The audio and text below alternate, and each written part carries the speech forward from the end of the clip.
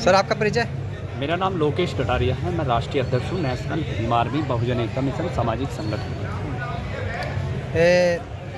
जैसा कि चंद्रशेखर की बात आप कर रहे थे, क्या मामला है इस बारे में बताइए जरा। मामला ये है कि चंद्रशेखर भाई जो भीम आर्मी के और आज़ाद समाज पार्टी के राष्ट्रीय अध्यक्ष हैं, वे हमारे अपने समाज के बड़े भाई हैं। उन्होंने हाल में ही हनुमान बेनीवाल राजस्थान में राज लोकतंत्र पार्टी से गठबंधन किया था, जिसमें एक कार्यक्रम किया जा रहा था गठबंधन को लेकर चुनाव की तैयारी, क्योंकि राजस्थान सहित कई अन्य राज्यों में चुनाव है। चुनाव को लेकर एक बहुत बड़ा कार्यक्रम हो रहा था जयपुर में। तो उस समय दौरान जब हनुमान बेनीवाल जी को बुलाया गया मंच पर, तो उस समय चंद्रशेखर भाई और अन्य टीम के लोग बैठे हुए थे वहाँ मंच पर, बड़े बड़े पदाधिकारी बैठे हुए थे।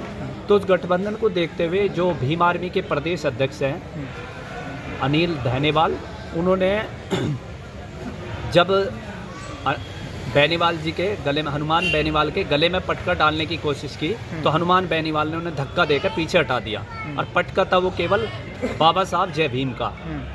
जो तुम गठबंधन कर रहे हो, मैं हनुमान बेनीवाल से एक सवाल करना चाहता हूँ कि जब तुम गठबंधन कर रहे हो तो तुम्हें बाबा साहब का पटका पहनने से क्या परहेज है? नीले कलर से परहेज क्या है? यानी कि तुम साला चूतिया बना रहे हो इस अनुसूचित जाति के लोगों का। और मैं चंद्रशेखर भाई से भी एक सवाल करना चाहता हूँ, क्या आपको इस समाज ने इसी वजह से लीडर बनाया कि इस समाज की बेइज्जती करवाने पर तुले हुए हो? हनुमान बेनीवाल की औकात ही क्या है हमारे सामने?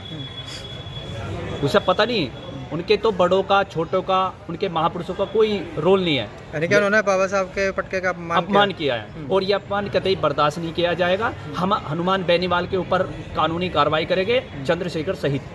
क्योंकि चंद्रशेखर भाई को बोलना चाहिए था वहाँ, उन्हें आवाज़ उठानी चाहिए थी और कहना चाहिए था कि जब हमारे पटके का तुम सम्मान नहीं कर सकते तो ऐसे गठबंधन को लात मार देते हैं। इस तरह की घटनाएं केसीआर के साथ भी तेलंगाना में हुई है। हाँ, जो संविधान विरोधी रहे हैं केसीआर, उनके खिलाफ उनके साथ बैठ कर वो फोटो खिंचवा रहे हैं। उनके साथ भी जाकर इन्होंने गठबंधन किया। उससे पहले अखिलेश यादव एक बात कर रहे हैं कि मैं संविधान को मानने वाला हूँ और दलितों की बात उठाता हूँ, दूसरी जगह संविधान की जो धज्जियाँ उड़ाते हैं, प्रतियाँ जलाई थी केसी राव ने, जी केसीआर के मुख्यमंत्री ने, हाँ जी मुख्यमंत्री ने संविधान की प्रति जलाई थी, उनके साथ फोटो खिंचवा रहे हैं। क्या लग रहा है? अच्छा लग रहा है चंद्रशेखर जी? देखो, पता नहीं क्या हो गया बड़े भाई चंद्रशेखर जी को, पता नहीं जिससे भी मिल रहे हैं गठबंधन कर रहे हैं, दलित विरोधी और संविधान विरोधी से ही मिल रहे हैं। इस देश के अंदर इन्हें दो लोगों से परहेज है, दलित और मुस्लिम। ठीक, बात करेंगे मुस्लिमों के दलितों के हक की, लेकिन इन्हीं को बकरे का बलि का बकरा बनाया जा रहा है। और जो चंद्रशेखर भाई है, मैं उनसे एक ही बात कहूँगा, यहाँ पे यूपी में अखिलेश यादव जी से गठबंधन कर लिए, जो दलित विरोधी,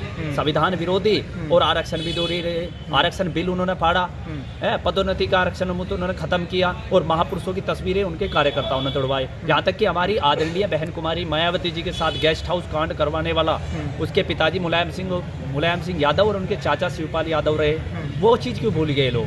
तो कहीं ना कहीं हमें लगता है कि हनुमान बेनीवाल जैसे कुकुर मुत्ते और शरारती गंदी मानसिकता के नेताओं को हम बता देना चाहते हैं, ये अनुसूचित जाति के लोग हैं। हम 2 अप्रैल का इतिहास अगर बनाना जानते हैं तो हम हनुमान बेनीवाल आपको राजस्थान से उखाड़ फेंकने का काम जानते हैं। और चंद्रशेखर भाई को भी एक नसीहत है कि अब भी सुधर जाओ, समय है। अपनों के तुम अगर हाथ पकड़ लोगे, दूसरों के पैर पकड़ने की जरूरत नहीं पड़ेगी। अभी अनिल वाल्मीकि जी है, अलवर जिले से, उस बेचारे का टिकट काट दिया इन लोगों ने। 1 करोड़ में टिकट करा, उसके पैसे हड़प कर गया तो दूसरे का टिकट कर दिया। तो ये जो बसपा पे उंगली ठावे थे कि बहन कुमारी मायावती जी पैसा लेती है टिकट के, अब ये क्या कर रहे हैं? बहन जी तो चलो पार्टी मजबूत कर रही, ये लोग तो अपने घर भर रहे हैं। तो मैं यही कहूँगा हनुमान बेनीवाल और चंद्रशेखर जैसे नेताओं को कि हमारे अनुसूचित जाति या हमारे किसी नीले रंग का अगर अपमान करा तो हम कतई बर्दाश्त नहीं करेंगे, तुम्हारे खिलाफ सख्त कार्रवाई करेंगे। और हम जल्दी एक प्रदर्शन की जल्दी चेतावनी देते अगर हनुमान बेनीवाल के ऊपर कानूनी कार्रवाई नहीं की गई। आपका कहना है कि चंद्रशेखर हर एक राज्य में जाते हैं और उनकी विचारधारा बदल जाती है? देखो, वो तो वो वाला काम है, जय श्री राम वाले को थोड़ा पहुँच गए जय श्री राम, अस्सलाम वालेकुम वालों के दौरे पहुंच गया अस्सलाम वालेकुम, ठीक है। चमारों के बीच में पहुंच गए तो जय भीम। वो तो कह रहा क्रिकेट की तरह रंग बदलना हमारे बड़े भाई की पुरानी फितरत है, और मैं तो उनके साथ काम कर चुका हूँ, मुझे पूरा पता है। यानी कि एक व्यवसाय हो गया उनका, एक व्यवसाय है, बस उनका काम सीधा होना चाहिए, चाहे दलित पिटो चाहे मुस्लिम पिटो, केवल दलित मुस्लिम की बात करेंगे पिटिए। जो आपने कहा 1 करोड़ रुपये लिया, किसने लिया है? ये इन्होंने लिए भीम आर्मी वालों ने, आज़ाद समाज पार्टी के जो कार्यकारिणी है वहाँ पर प्रदेश कार्यकारिणी है, और पैसा तो सारा चंद्रशेखर के दौरे जा, मेरे दौरे थोड़ी आ जाएगा, उनके दौरे सारा पैसा इन्हीं के पास आता है। तो वो अनिल वाल्मीकि जी, मैं वीडियो दे दूंगा आपको, वो रो रहा है बेचारा, उसका टिकट काट दिया इन्होंने, टिकट दूसरे को दे दिया है। तो ये जातिवाद भेदभाव वाली बात जो चल रही है, जो बात करते कि हम जातिवाद को खत्म करेंगे, भेदभाव खत्म करेंगे, ये क्या भेदभाव खत्म करेंगे? ये जो बीमार में संगठन बनाया था उन्होंने, सामाजिक संगठन बनाया था, लेकिन बाद में आज़ाद समाज पार्टी बना ली।